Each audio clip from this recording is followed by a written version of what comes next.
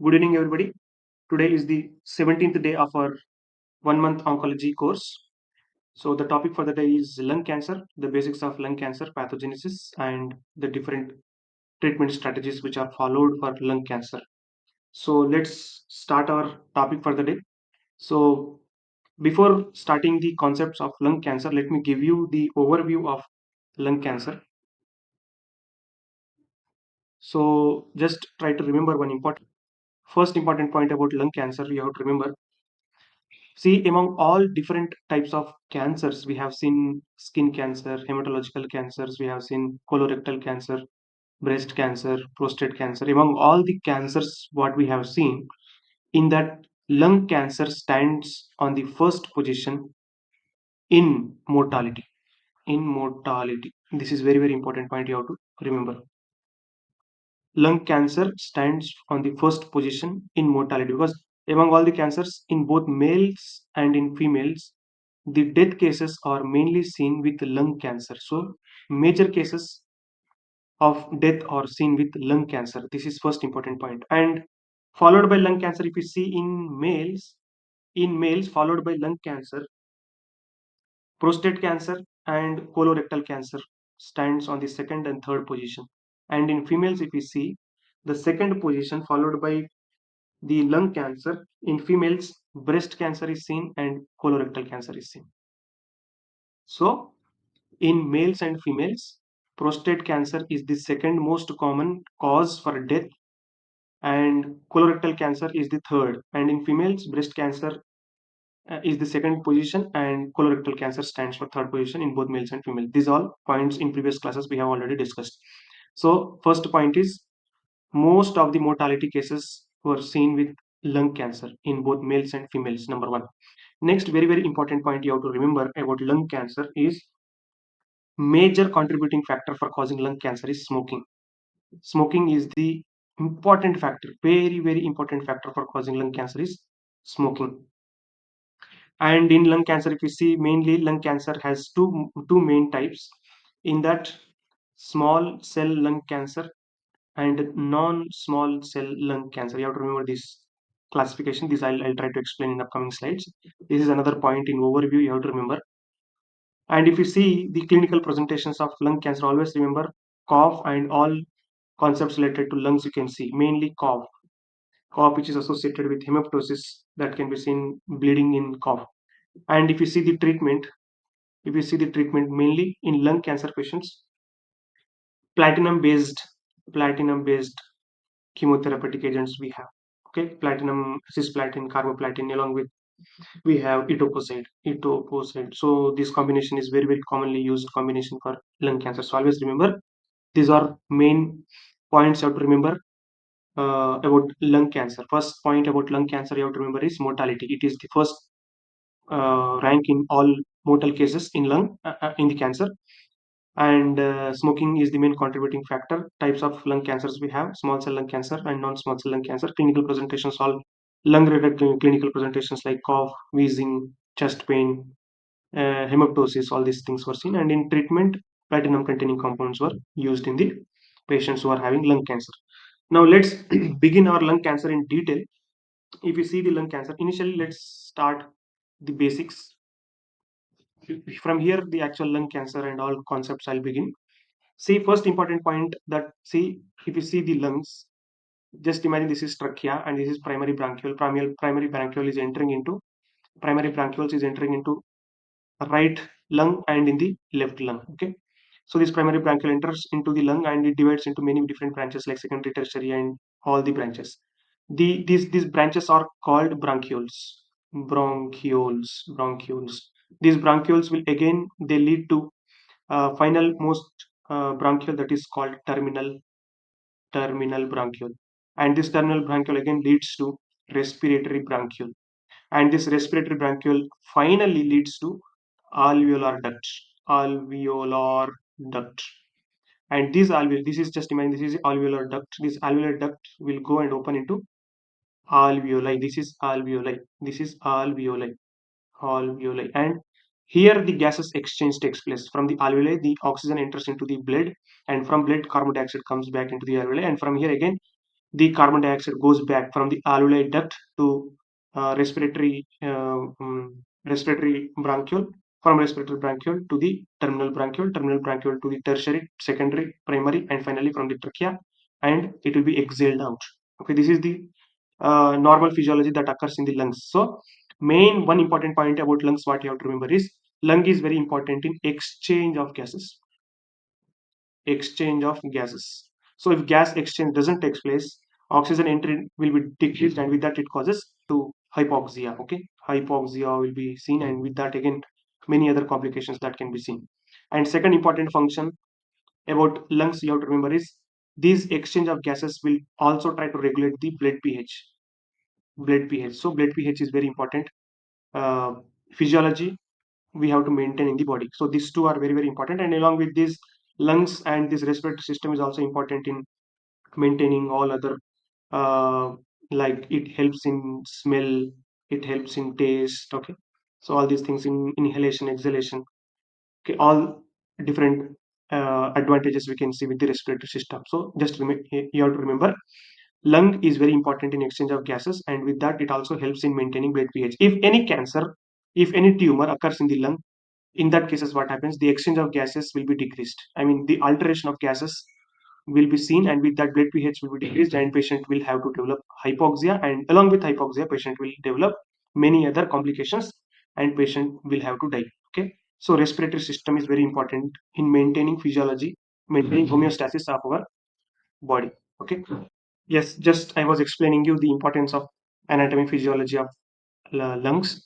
Already, I think you all know the anatomy of lungs. Initially, lungs starts with the larynx. From there, it is trachea. It is trachea. Trachea enters into the lungs in the right lung and left lung with the primary bronchiole. Primary bronchiole divides into many branches. You can see here. See, trachea leads to bronchi. Bronchi leads to bronchioles.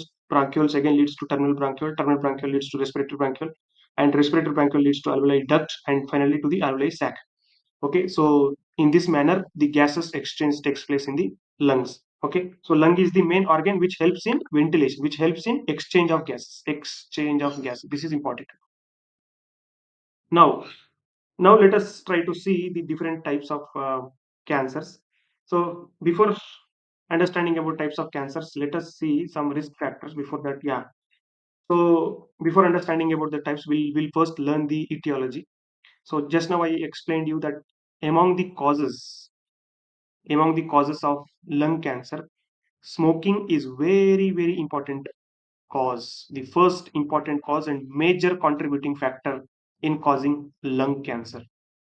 In causing lung cancer, mainly smoking is very very important. Smoking is the main risk factor that causes cancer. So if we see, if anybody who is having 30 pack years, if anybody is having 30 pack years in a year, if patient is consuming 30 packs of cigarettes, so this patient is having very very high risk of causing lung cancer. Okay, this is very very important point you have to remember. Okay, so the patients who are having habit of smoking, they are having high risk of causing lung cancer, first important contributing factor. Okay, so if you see the mechanism exactly how lung cancer is causing, see when patient is smoking, the smoking will have when patient smokes, it has many carcinogens will be inhaled into the lungs. In the lungs the carcinogens will be inhaled, and these carcinogens inside the parenchyma and the epithelial cells of the lungs, they will stimulate the proto-oncogene, and this proto-oncogene will be activated due to the mutation of oncogenes. When oncogenes are mutated, immediately what happens?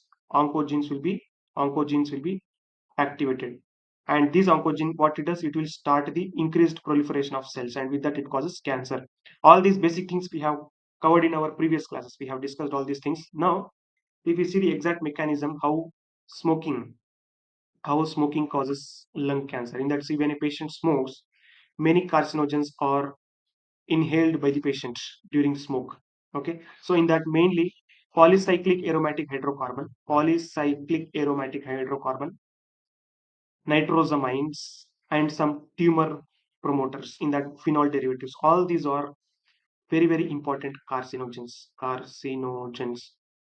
When these carcinogens are exposed exposed in the lungs, what happens, in the lungs? See, we have some very important oncogenes, okay, oncogenes which are associated with lung cancer. In that we have EGFR gene, and sometimes the T53 gene.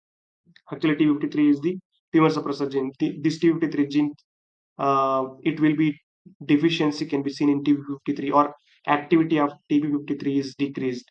Okay, and few other oncogenes are associated. Just see, I think somewhere here I have, yeah.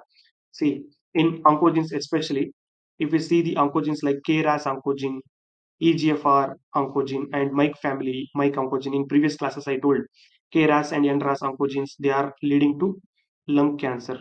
And along with lung cancer, few other cancers are also associated with this mutation of KRAS and EGFR or ERB1. We can call it ERB1. It is also associated with lung cancer. Okay, lung cancer. And along with this, Mike family, C Mike and N Mike, all these also can cause lung cancers. Okay, so mutation of KRAS gene, EGFR gene, and Mike gene. Okay, these genes, what they do, they will cause activation of oncogene, and these oncogenes, what they do, they will produce lot of proteins. Okay, lot of proteins, which is mainly leading to the proliferation of the cells, and with that it will cause neoplasm. Okay, neoplasia or neoplasm, or it will cause cancer. Okay, all these basic things we have covered in previous classes. Okay, so this is the general mechanism how lung cancers can cause, these oncogenes can cause lung cancer. And along with smoking, other factors also we have radiation exposure of radon, or patients receiving thoracic radiation, they are having risk of causing lung cancer. Along with that, atmospheric pollution, like all pollution which is uh, uh, evolved from the uh, automobiles, okay, from the motors and all, atmospheric pollution, that also can cause lung cancer.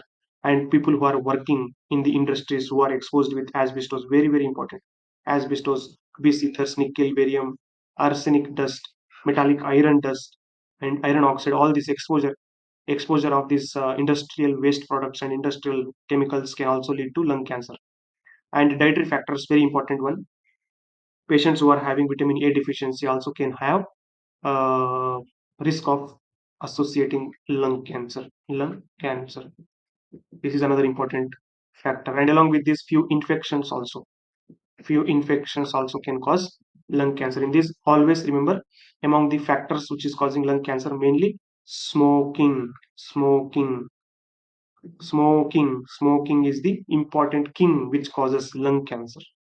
Okay, this is important point you have to remember. And yeah, the genes which are associated with lung cancer, you have to remember KRAS gene, EGFR gene, and Mike gene. Okay, now if you see the types of cancers, especially in lung cancer, we have mainly two types of lung cancer. One is small cell lung cancer, and one is non-small cell lung cancer. In non-small cell lung cancer, we have mainly, they are again divided into three main types. In that adenocarcinoma, we have squamous cell carcinoma and large cell carcinoma. Okay, so yes, always remember, in small cell lung cancer, these are these are affected only in 15% of populations, whereas non-small cell lung cancer is very common. So up to 85% of populations were associated with small cell lung cancer. So among the both small cell lung cancer and non-small cell lung cancer, non-small cell lung cancer has higher incidence. Okay, so this is important. And one more important point, I will just try to differentiate these both. Non The small cell lung cancer is always very dangerous, because they are very rapidly dividing. They are very rapidly dividing, and their prognosis is very less. It is very difficult for small cell lung cancer to treat. Whereas non-small cell lung cancer, these are localized, and they are easily removed from the body. They can be easily removed by surgery. Okay, they are removed by surgery. So this is important main difference between small cell lung cancer and non-small cell lung cancer. Now, let us go in detail about all these types of lung cancers. Initially, we'll start with Small cell lung cancer. We start with small cell lung cancer. Here it is very important. Everybody should try to listen carefully. See, in small cell lung cancer, I told one point. First clinical feature. First point about small cell lung cancer. Remember always, they can spread easily from one place to other place. Okay, they can spread from one place to another place. That's why they are having high risk of causing metastasis. Metastasis. One important point. They are very small. These cells are very small, very minute. Okay, and they are very, very rapidly dividing. They are very rapidly dividing. The cells are very rapidly dividing, very small, and these cells are particularly seen in the bronchial epithelial cells. Bronchial epithelial cells, and from there they can easily transport to other parts of the body. So they are having high metastatic ability. This point you have to remember. Okay. Next important point. These are seen in smoking patients, those who are smoking, and also in other causes are also can be seen with patients who are exposed to the uh, pollutions and all other exposures, as we have seen the other risk factors in that also it can be seen. Okay, so this is the important point you have to remember. And one more important point. See, the small cell lung cancers will release few hormones. They will release few hormones. In that, particularly, it will release ACTH, adenocorticotropin releasing hormone. Okay, yeah, adenocorticotropin releasing hormone. This ACTH will go, and it will go and fall on the adrenal gland, which is present on the top of the kidney. And while falling on adrenal gland, what it causes all adrenal hormones. Adrenal hormones. If you want to learn about this ACTH, adrenal hormones, corticosteroids and all, in previous classes we have already discussed. I'll try to post about this lecture in the description. You just watch it. Okay, it's very, very important about corticosteroids and all. I explained in this concept. So small cell lung cancer, what they do, these small cell lung cancer tumor cells will produce ACTH. With that, it will produce all adrenal hormones, and when adrenal hormones are released from the body, excess release of adrenal hormones, it causes Cushing's disease. Very, very important. Cushing's disease or Cushing's syndrome or Cushing's features. Patient can have Cushing's related symptoms in small cell lung cancer. This is one point.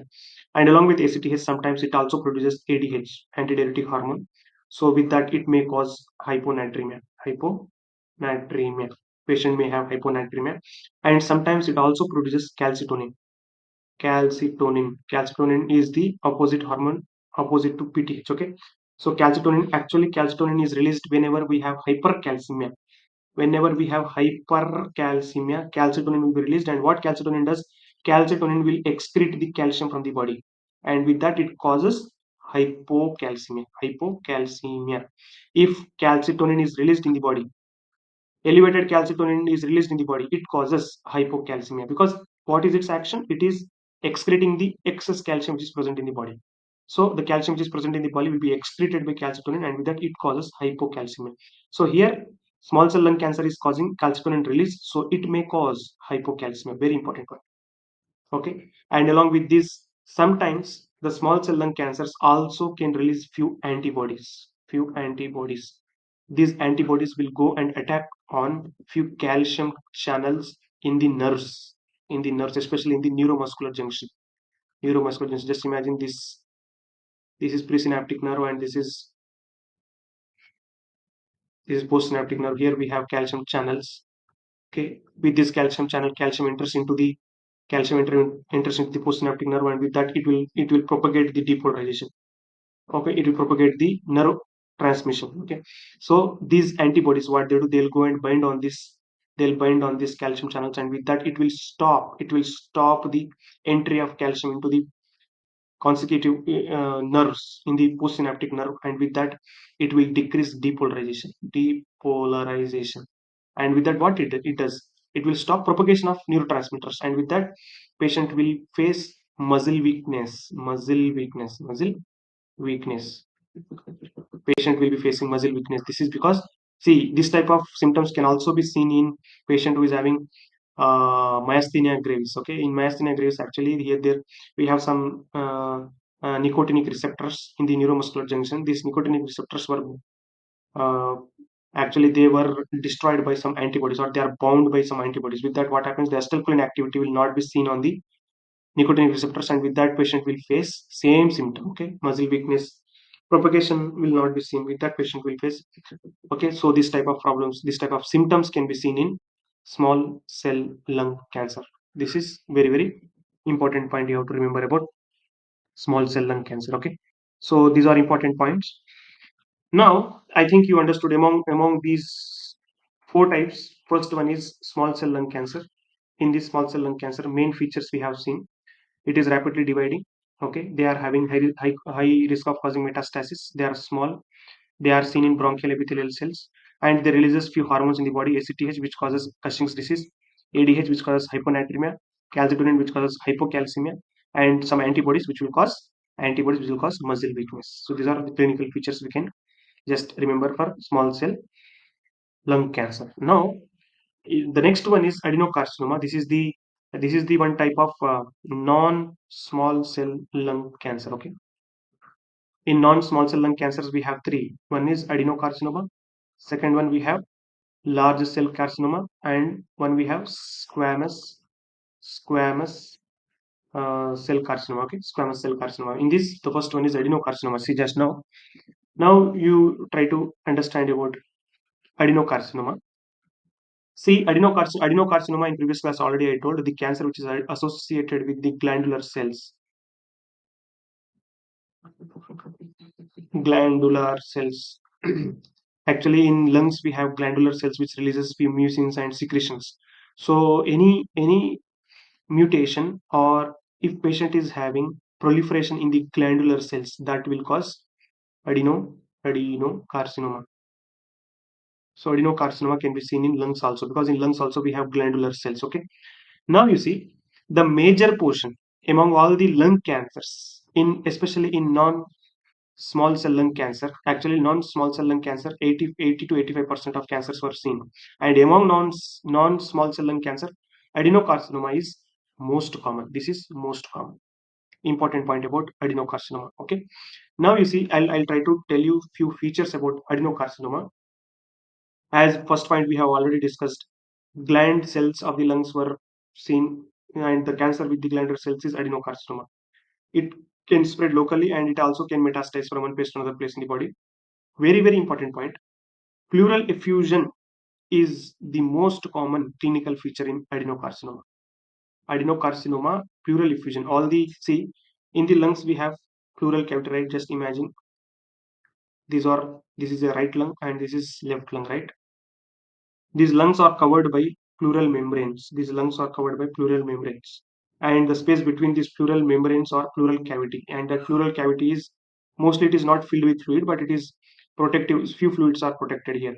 Sometimes what happens, this pleural cavity is filled with excess pus or excess fluid. That is called pleural effusion. So in adenocarcinoma, due to excess production of proliferation of glandular cells in cancer, it will cause accumulation of fluid in the pleural cavity, and with that it leaks and it pushes the lungs upwards like this. Okay, so that is called pleural effusion. So pleural effusion is main clinical presentation of adenocarcinoma. Pleural effusion is the main clinical presentation of adenocarcinoma. Always you have to remember. And next important clinical feature you can see, clubbing. Okay, in previous classes, in initial classes, I was explaining you. See, in general examination, if you see in general examination, one mnemonic I told, what I told, TPR, pickle, PICCLA. T is temperature, P is pulse rate, and R is respiratory rate. So we have to check in general examination. If you see, initially we have to check the patient's temperature, and then pulse rate, we have to check respiratory rate, and then we have to see patient is having pallor or not. Pallor means patient's the total color on the skin we have to see, and I means icterus, we have to check whether icterus is positive or not. Icterus is nothing but the discoloration of our sclera in the eye. Okay, if the eye is colored with yellow color or any other color, we can say that icterus is positive. Okay, that is positive icterus, discoloration or yellowish coloration of the sclera, if icterus is there or not. And patient is having cyanosis or not. Cyanosis means the blue coloration of the skin of the fingers or tissues. And clubbing, another C is clubbing. This one is clubbing. We have to check the patient's nails. Okay, see, the spoon shaped nails is called clubbing. Actually, this clubbing is mainly seen in anemia cases. But here in adenocarcinoma, clubbing is very important clinical feature. Actually, this type of clubbing is seen in anemia, but also in adenocarcinoma. So adenocarcinoma will have pleural effusion, clubbing, and it is mainly associated with glandular cells. Okay, this is important point. And yeah, in general examination, what I told, we have to check patient is having pallor or not, icterus is there or not, cyanosis is there or not, clubbing is there or not. Clubbing comes in the general examination. That's why I'm okay. And next, L lymphadenopathy is there or not, and E edema on the body, edema is there or not. These are the basic general examinations we have to perform when patient comes to our clinic. Okay, so in adenocarcinoma, it is the cancer of glandular cells. Okay, it spreads locally and also to the other tissues. Metastasis also can be seen. It is mainly characterized by pleural effusion. Clubbing can be seen. And another very important point, in adenocarcinoma, hyaluronidase enzyme is elevated. Okay, in previous classes, in one video recently I uploaded, enzymes that are used in hospital. In that one enzyme, hyaluronidase enzyme is particularly used as therapeutic agent. Actually, this hyaluronidase, if it is elevated in the body, that is dangerous. Actually, this hyaluronidase, this enzyme, what it does, it will break down the hyaluronic acid. Hyaluronic acid is the main component of the extracellular and intracellular matrix. Okay, this hyaluronic acid is broken down by this hyaluronidase enzyme, and with that, the tissue permeability will be decreased. I mean, the tissue density will be decreased. And if hyaluronidase enzyme is elevated in the lungs, what happens? The proliferation of cell will be increased. Actually, this hyaluronidase enzyme is causing, it is promoting the proliferation of lung cells. That's why this hyaluronidase elevation is seen in the adenocarcinoma. So these values should be decreased in the adenocarcinoma. So adenocarcinoma, always remember pleural effusion, clubbing, and elevated hyaluronidase can be seen. This is about adenocarcinoma. I think you understood about adenocarcinoma. Now let us try to see about squamous cell carcinoma. The third one, squamous cell carcinoma. In squamous cell carcinoma, always remember, see, this type of proliferations are seen in squamous cells of the lungs.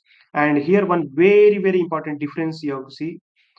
These squamous cell carcinomas will try to release one very important protein, which is called PTH like polypeptide. PTH like polypeptide. PTH like polypeptide. And see, when PTH like polypeptide is released, it will show the actions of PTH. And with that, what it does, it will cause hypercalcemia. Just now I was explaining about small cell lung cancer. In small cell lung cancer is releasing calcitonin, and this is causing hypocalcemia. Always remember, small cell lung cancer will cause hypocalcemia, whereas squamous cell carcinoma will cause hypercalcemia because it is releasing PTH like polypeptide. This is the very important characteristic you have to remember about squamous cell carcinoma. That's it about squamous cells. There are no other important points. Just to differentiate, you have to see whether patient is having hypercalcemia or not. Okay, and the fourth one, the final type of carcinoma is large cell cancer or carcinoma. Large cell carcinoma. This is a type of non-small cell carcinoma. Okay, so in large cell carcinoma, always remember, first important point, as they are very large, they are mainly localized. So it is very easy to treat the patient by surgery. By doing surgery, this large cell carcinoma is easily removed. This is advantage. Next, these large cell carcinoma, always they are mainly associated by releasing beta HCG hormone. Okay, they will release beta HCG. You know HCG, human chorionic gonadotropin. Human chorionic gonadotropin. Actually, it is the hormone which is seen in pregnancy. It is used to confirm the pregnancy and all. Okay, and during pregnancy, this is released. But always remember, large cell carcinoma is associated by releasing beta HCG. This is important feature you have to remember. If patient is having this confirmation, we can just confirm that patient is having large cell carcinoma. Okay. Next important point about large cell carcinoma. Always remember, these large cell carcinomas will release 5-hydroxytryptamine, 5-HT. and because of this it causes flushing, and sometimes it also causes diarrhea. Okay, it causes diarrhea. So 5-HT is released by large cell carcinoma. And one important point, as I told, they are only localized, so they are not seen with metastasis. No metastasis is seen in large cell carcinoma. This is important point you have to remember. Okay, so this is about large cell carcinoma and their clinical features. Now, if you see the clinical presentations, let's discuss the general clinical presentations. As I told, first important point, the lung cancer, either it is a small cell lung cancer or large cell lung cancer, whatever it is, cough is very common. 80% of cases will have cough, and along with cough, few patients will have hemoptysis. Hemoptysis. Hemoptysis is different, and hematemesis is different. Hematemesis. Hematemesis is seen. It is a blood which is seen in vomiting. Blood in vomiting is called hematemesis, and blood in cough is called hemoptysis. So this is seen in roughly 70% of cases. So this is the second clinical presentation, hemoptysis, and along with this patient will have dyspnea. Dyspnea is the shortness of breath. Okay, this is mainly seen in asthma and COPD cases. And pneumonia, very important. Pneumonia is very, very important, particularly non-resolving pneumonia. Non-resolving. If patient is treated also, it is not resolved. So anemia is very, very, very common. Non-resolving anemia is seen. Pleural effusion is seen. Clubbing is seen. Okay, clubbing, I told, clubbing is seen mainly in the adenocarcinoma. Clubbing, pleural effusion, clubbing, both are seen in adenocarcinoma. Okay, this is important. And along with this, sometimes nerve involvement also can be seen. Nerve involvement, especially laryngeal nerve in the larynx.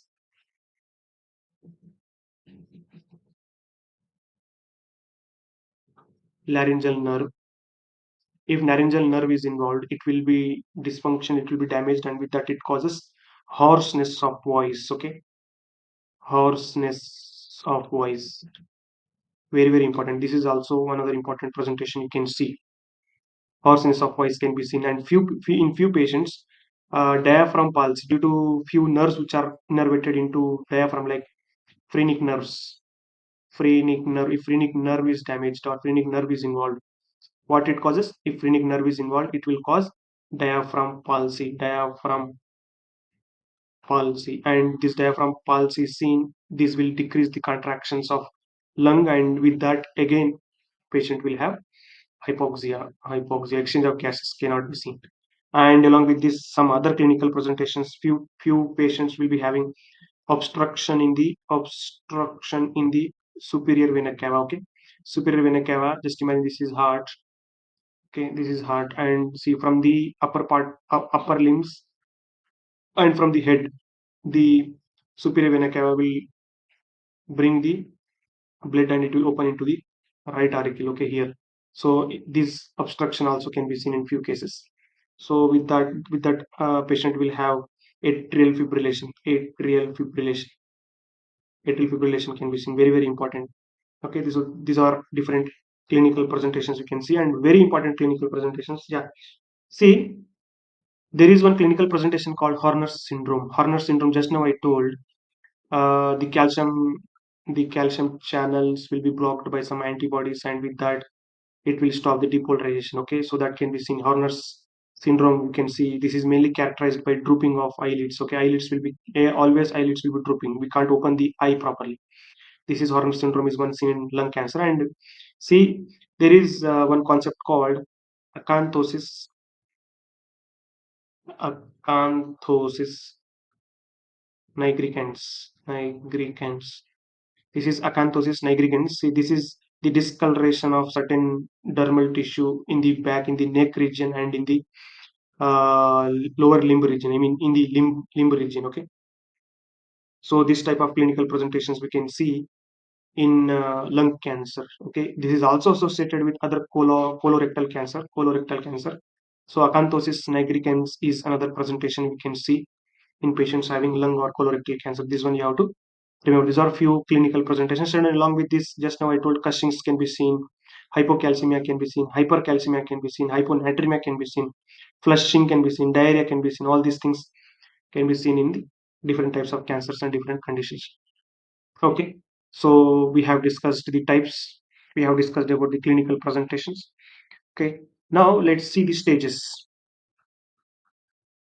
of lung cancer. Actually, in TNM staging, it is very complicated, and this TNM staging is modified mainly into three main stages. In that, first one is occult stage. Here, the malignant cells are seen in the pulmonary secretions, and no evidence of primary tumor is seen. This is occult type of tumors. And in stage one, tumor size is less than 3 centimeters is seen with or without involvement of bilateral nodal involvement. Okay, ipsilateral means bilateral on the both the sides, on the both the sides of lungs. If tumors are seen, that is ipsilateral nodal involvement.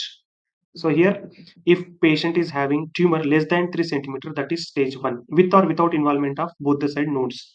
And stage 2 is larger than 3 centimeters. And here, compulsory involvement of nodes can be seen, bilateral nodes can be seen, but no distant metastasis. Other than nodes, it should not involve into other areas. That is stage 2. And stage 3 here, simple, larger than 3 centimeter and involvement of other tissues, or patient is having metastasis, that is stage 3. Simple.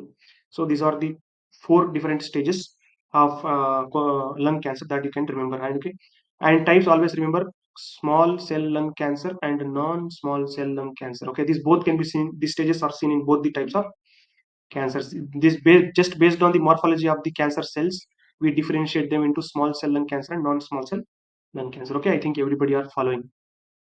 Now, if you see the treatment strategies and treatment options of lung cancer, in lung cancer, if you see the treatment, see mainly one thing always you have to remember: if patient is having localized area cancer, local cancer, that is easily removed by surgery.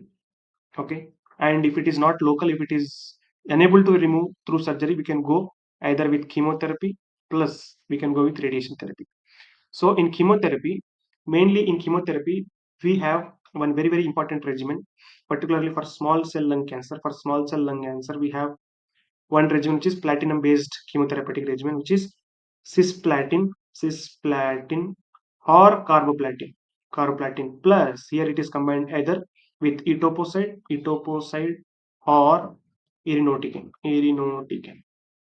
This is one chemotherapeutic strategy we have, and this is given for 4 to 6 cycles. Here you can see the principles of chemotherapy. See all these guidelines, just for understanding purpose I'm telling. If you go in the hospital, in hospital formulary, in every oncology hospital, their guidelines will be different. Means the treatment strategy is same, but their cycles, few will use 4 cycles, few will use 6 cycles, and depend on the patient also, these guidelines will be changing. So just remember one thing: in small cell lung cancer, platinum based chemotherapeutic strategy we have, and based on the doses and on all, based on the patient's age, patient's body weight, and patient's body surface area, the doses will be differentiating. Okay, you can just see cisplatin 60 mg per meter square on day 1, and etoposide 120 mg per meter square on first, second, third, and fourth, uh, first, second, third days for 4 cycles it is given. Carboplatin also same like this. Okay, and these treatments, along with this we have targeted treatment also. Targeted treatment, like we have some antibodies which will go and bind on certain tissues, and with that it will damage the tumor cells. Okay, in that we'll discuss. This is about small cell lung cancer. Yeah, for non-small cell lung cancer and for small cell lung cancer, you can see, for especially for non-small cell lung cancer, we can go with surgery or with radiation therapy, and along with that targeted therapy also we have targeted therapy, immunotherapy, immuno and chemotherapy we have. In chemotherapy we have cisplatin, gemcitabine, and pemetrexed, very very important drug. Okay, paclitaxel, cisplatin, vinorelbine, cisplatin. These combinations, we have different combinations. Okay, and these all combinations we have. For small cell radiation therapy is there, chemotherapy and radiation therapy is their combination. In chemotherapy, particularly etoposide and cisplatin, just now we have seen carboplatin or irinotecan plus cisplatin, paclitaxel. All these different strategies we have. Okay, so this treatment strategy, always remember: surgery in local tumor. If local tumor is involved with the metastasis, we can go with chemo plus radiation. And in chemo, we have, in chemo, platinum containing compound plus we have other compounds like irinotecan we have, okay, and etoposide. This compound, these strategies we have in the hospital. Now, for particularly if you see for squamous cell carcinoma, in these platinum-based chemotherapy is combined with anti-EGFR antibody. Okay, so actually this EGFR mutation is associated with lung cancer. I told. Okay, in that if patient is having EGFR oncogene positive, these receptors are getting activated. In that cases, we have cetuximab. This antibody acts against this this EGFR, and with that it will stop the cancer. This is cetuximab is one of the targeted treatment strategy, and these treatments are very expensive. Anyways, about this cetuximab we'll discuss in other classes. Okay, we'll about this cetuximab we'll discuss in pharmacology. And yeah, uh, in non-small cell lung cancer, actually patient who are uh, anaplastic lymphoma kinase ALK positive. If anybody is ALK positive, in that patients we have developed a few new molecules. In that, crizotinib, ceritinib, and alectinib. These three are very important compounds which are acting against ALK uh, proteins. Okay, so in that, crizotinib is first generation drug, and remaining this ceritinib and alectinib are the alternative treatment options we have for lung cancer. Okay, so these new drugs are also being developed for lung cancer and all. You can just remember. Okay, ALK positive patients are having these three treatment strategies. In that, crizotinib, ceritinib, and alectinib. These three drugs you have to remember. Okay, and one more very important point. This is the competitive point. Topotecan is one drug which is very important alternative drug, second line monotherapy. This is a monotherapy if patient who is failed with platinum containing. Actually, platinum containing compounds are the very important treatment strategies for lung cancer, right? If lung cancer is failed with platinum containing compounds, topotecan is very important monotherapy strategy for lung cancers. Okay, so these are important points about lung cancer. I think you all understood few points about lung cancer and different basic things about lung cancer, how lung cancer is treated, and different treatment strategies and types of lung cancer. Okay, that's it for today. Thank you for joining the lecture, and keep watching the previous videos also. Okay, thank you.